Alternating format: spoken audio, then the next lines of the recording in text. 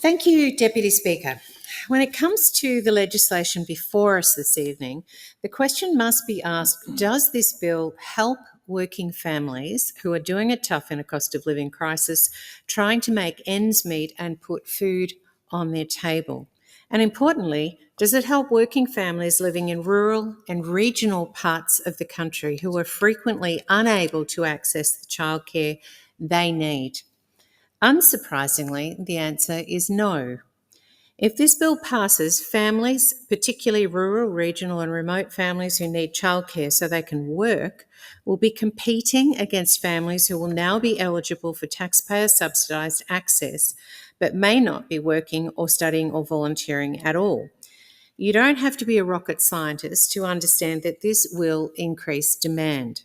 And increasing demand without increasing supply is a real issue, especially in the regions where the private market is struggling to meet the needs of communities for childcare services at present. Supply is already an issue in the regions. While the Albanese Labor government crows about increasing wages and subsidies for childcare, Mallee families are stranded in a childcare desert with long waiting lists and in some towns no childcare service at all. Nothing to crow about in the childcare deserts, just crows squawking with no childcare place in sight. I have been meeting and listening to families all over Mallee about the challenges they face in childcare deserts. Mallee parents regularly contact me desperately seeking help. So much so that in October 2024, I invited the Shadow Minister for Early Childhood Education, Angie Bell, to my electorate to meet with families in the desert, visiting Robinvale, Kahuna, Hopeton and Beulah. Parents came to see Angie and myself to share their personal grief and struggles at not being able to find childcare places locally or within 100 kilometres driving distance. At Robinvale, for instance, there is just one service run by Murray Valley Aboriginal Corporation, which takes all children from the community. Robinvale is one of Mallee's worst childcare deserts, which are defined as less than one place for every 3 children needing it. In Robinvale, there are 10 children needing each place. In Hopeton, mothers told us of the mental health struggles they've endured not being able to obtain childcare for their children. The local provider ceased operations recently, and local shires, Yarriambiack and Hindmarsh, have been working hard with Wimmera Southern Mallee Development's By 5 initiative to strengthen childcare in the region. I'm working with them at state and federal levels to cut through the red tape and promote policy that will bring sustainable childcare to the region. By 5 reports that over 50% of the Wimmera Southern Mallee alone is considered a childcare desert. Kahuna residents and stakeholders said their number one priority is to have a date to work towards after the Victorian government made an in-principle commitment to establishing the town's first childcare centre sometime in 2027 or 2028.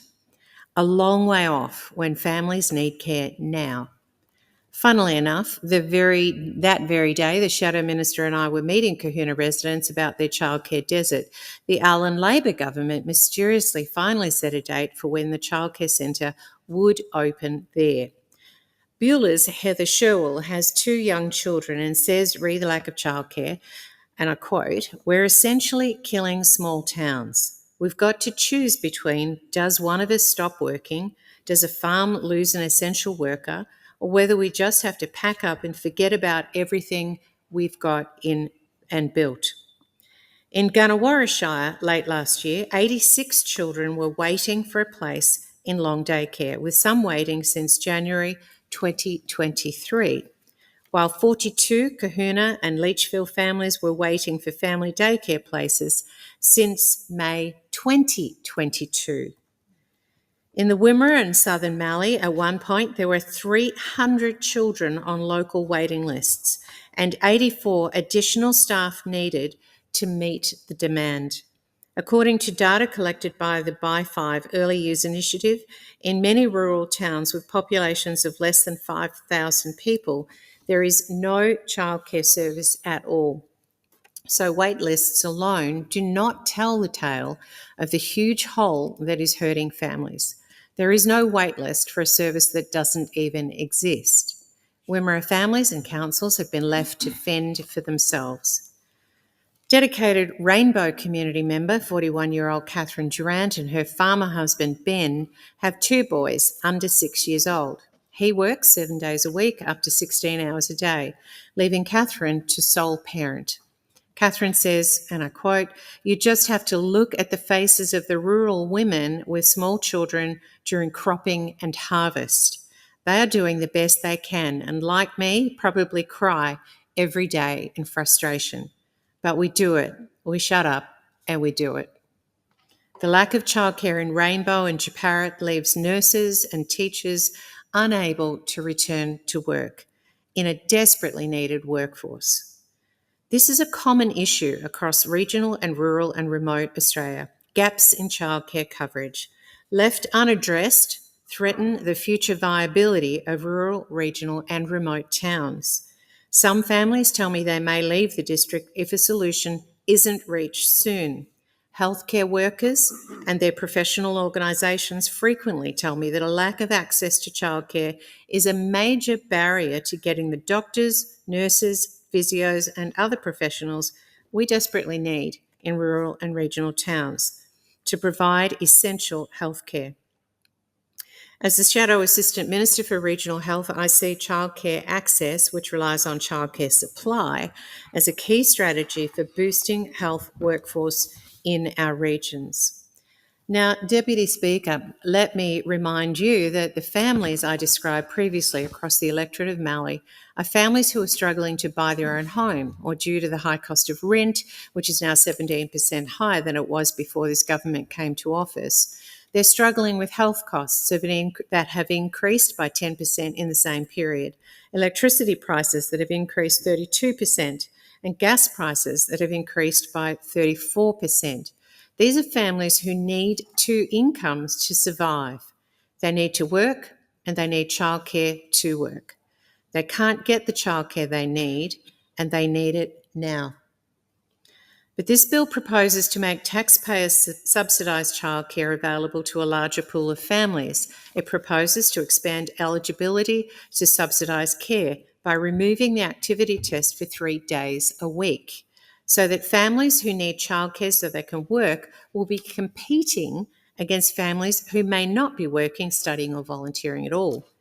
Now, when the former coalition government introduced the activity test in 2018, it was designed to encourage workforce participation. It was also designed to ensure priority of access was given to vulnerable families alongside working families. Members on this side of the House firmly believe in providing support to those most in need. And that is why, when the activity test was introduced, it included several exemptions for children and families with increased need for care. This bill will provide all families up to a combined income of $533,000 with access to 72 hours a fortnight of subsidised childcare. For Indigenous families, this will be increased to a maximum of 100 hours a fortnight of subsidised childcare. I have to add, Deputy Speaker, it sticks in the craw of rural families in childcare deserts that Australians on a combined income of over $500,000 get government subsidised childcare support, but they cannot access a cracker because they are in a childcare desert. The Coalition will oppose this legislation. This bill is flawed in a number of ways. It increases access or demand without addressing supply issues. It removes priority access for working families.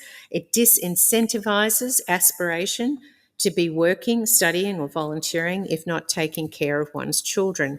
It does nothing to increase access or flexibility for families and does not address current cost of living pressures.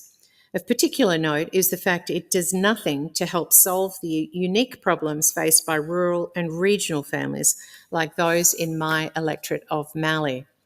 Over the last 3 years, Labor has failed to meaningfully address supply-side constraints. They argue their $1 billion Building Early Education Fund policy will boost supply, but history tells us they will not be able to deliver, especially outside major cities.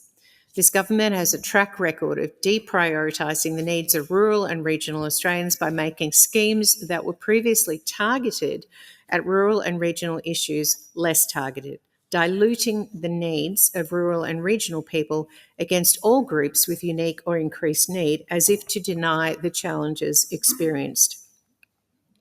Or, as I have put in multiple times in this place, robbing regions to buy votes in the inner cities.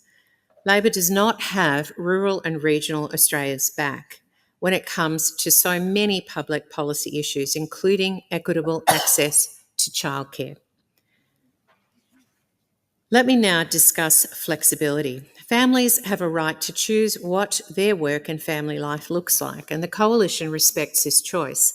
Labor's 3-day guarantee does nothing for families who choose to remain at home and raise their children until primary school, or families who use flexible arrangements such as grandparents or nannies by choice, or because centre-based care arrangements or family daycare don't meet their needs adequately. The bill also does nothing for parents who need flexibility, such as families who do shift work or work non-standard hours, healthcare workers. Again, these hardworking families will not benefit from this change, but families who aren't working, studying or training will. And now, affordability. Some sections of the community have labelled the 3-day guarantee a cost of living measure, but in reality, it is nothing of the sort. Since Labor came to office, the cost of childcare has increased by 22.3%. The last time Labor was in government, the cost of childcare skyrocketed by 53% in 6 years. Almost 1 in 3 services are charging above the fee cap, as providers struggle to keep up with the rising regulation and operational costs. Australia's budget is under immense pressure. The activity test plays an important role in encouraging workforce participation and creates a stronger culture of self-sufficiency among those who can and should support themselves. The activity test is not unfair. Rather, it ensures that the taxpayer-funded childcare subsidy is targeted, that government funds are applied in a targeted manner. Yet this government not only wants to spend taxpayer money to enable additional families to access childcare, whether or not they are working or have other reasons for benefiting from the care, but they are not addressing the core issues at hand in rural and regional Australia of improving access to care in communities where it is just not available.